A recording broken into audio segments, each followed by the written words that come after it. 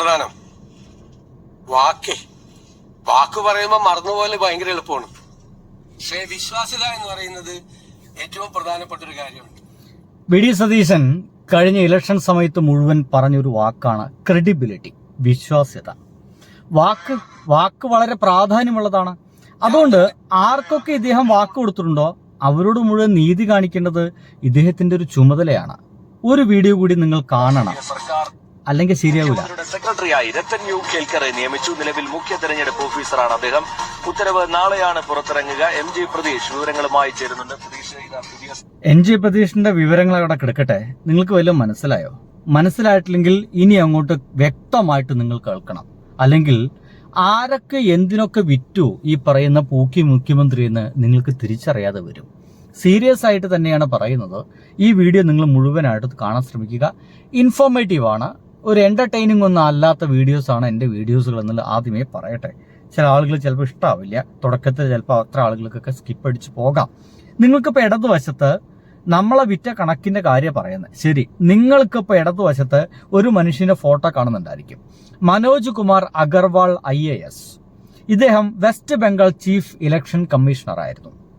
ഈ മനോജ് കുമാർ IAS ഇദ്ദേഹം chief election കമ്മീഷണറായി ഇരിക്കുകയാണ് അവിടെ ഏറ്റവും ഗംഭീരമായിട്ട് BJP ജയിച്ചത്. BJP ജയിച്ചു കഴിഞ്ഞപ്പോൾ അവിടെ മുഖ്യമന്ത്രിയായിട്ട് സുവേന്ദു അധികാരി വരുന്നു. സുവേന്ദു അധികാരി അവിടെ മുഖ്യമന്ത്രിയായി കഴിഞ്ഞതിന് ശേഷം ഈ പറയുന്ന മനോജ് കുമാർ അഗർവാൾ IAS എന്ന് പറയുന്ന ഈ വ്യക്തിയെ അദ്ദേഹത്തിന്റെ സംസ്ഥാന ചീഫ് സെക്രട്ടറി ആയിട്ട് അദ്ദേഹം നിയമിക്കുന്നു.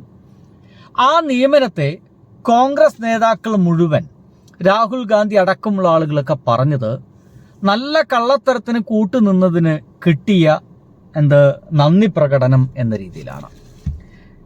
ഈ മനുഷ്യൻ ബംഗാളിൽ ചീഫ് ഇലക്ഷൻ കമ്മീഷണറായിട്ട് നിൽക്കുന്ന സമയത്ത് 1 കോടിയോളം വോട്ടുകളാണ് വെട്ടിക്കളഞ്ഞത്.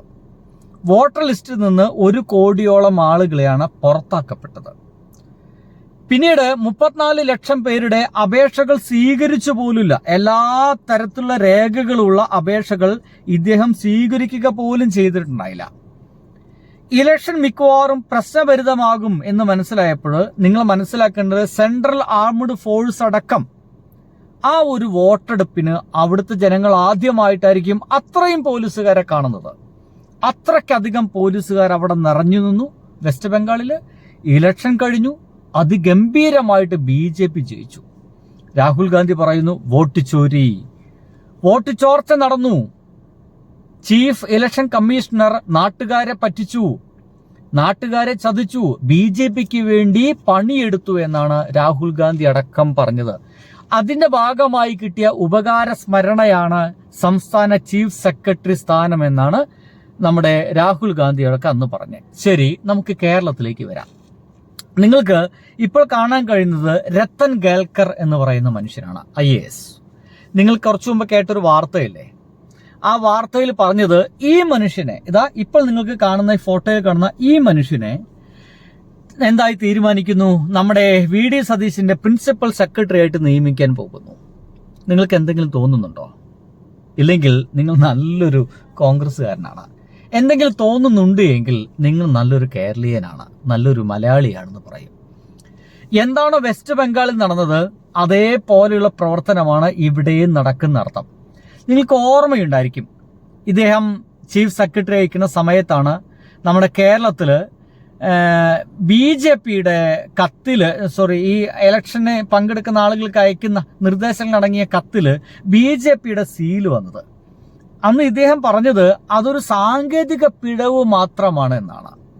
സാങ്കേതിക പിഴവ് മാത്രമാണെന്നാണ് അന്ന് ഇദ്ദേഹം പറഞ്ഞത്.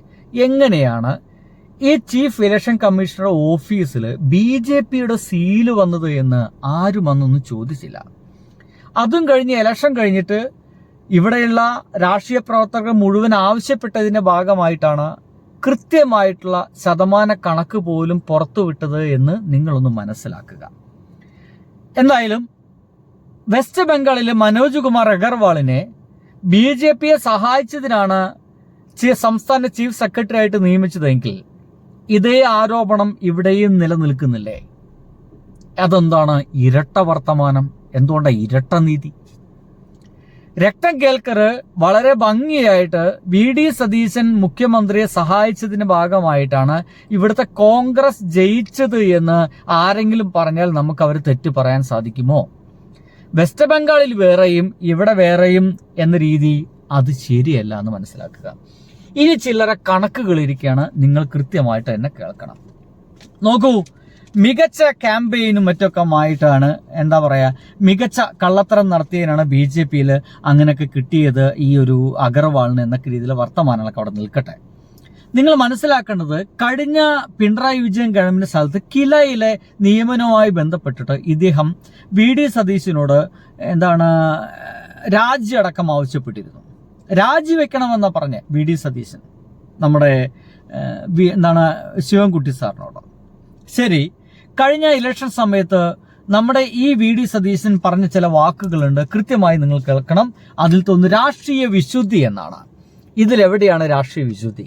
നിയമനങ്ങൾ, ഉദ്യോഗസ്ഥന്മാരെ നിയമിക്കുമ്പോൾ നല്ലപോലെ സൂക്ഷിക്കണം, ഉപകാര സ്മരണയ്ക്കുള്ള നിയമനങ്ങൾ ആവരുതെന്നാണ് വി.ഡി. സതീശൻ പറഞ്ഞിരുന്നത്. ഈ രക്തം കേൾക്കറിന്റെ ഈ ഒരു പ്രിൻസിപ്പൽ സെക്രട്ടറി ആയിട്ടുള്ള നിയമനം പിന്നെന്താണ് എന്നാണ് ഇപ്പോൾ ആളുകൾ ചോദിക്കുന്നത്.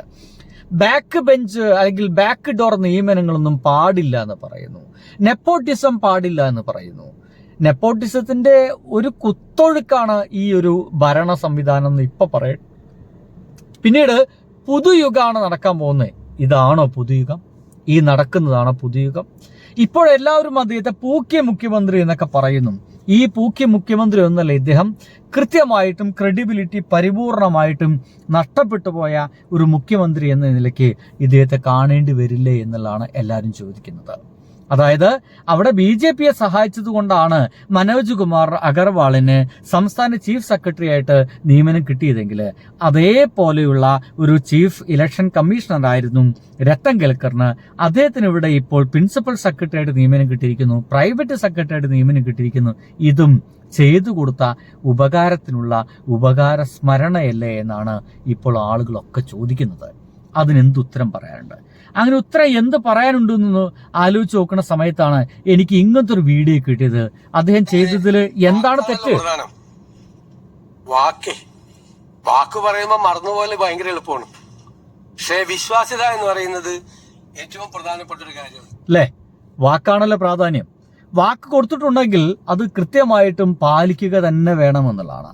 അത് 100% കൃത്യമായിട്ട് അത് പാലിക്കണം, അല്ലെങ്കിൽ അതൊരു വലിയ പ്രശ്നം തന്നെയാണ്. എൻ്റെ സുഹൃത്തുക്കളെ, എന്തായാലും എനിക്ക് മനസ്സിലായിരിക്കുന്നത്, എന്നെയും നിങ്ങളെയും ഇവിടുത്തെ കോൺഗ്രസ് പ്രവർത്തകരെ എല്ലാവരും ഒരുമിച്ച് ചേർത്തിട്ടാണ് ഇദ്ദേഹം കേരളത്തിന് വിലയിട്ട് കൊടുത്തിരിക്കുന്നത് എന്നുള്ളതാണ്. ഇദ്ദേഹം ഇലക്ഷന് മുമ്പ് പറഞ്ഞ ചില വാക്കുകൾ, ഒന്ന്, പിണറായി വിജയൻ മത്സരിക്കുന്ന ധർമ്മടം മണ്ഡലത്തില് ആദ്യത്തെ 2-3 റൗണ്ടുകളിൽ LDF പുറകിലാകുമെന്ന് പറഞ്ഞിരുന്നു. ആ കണക്ക് ഇദ്ദേഹത്തിന് കൊടുത്തത് ആര്?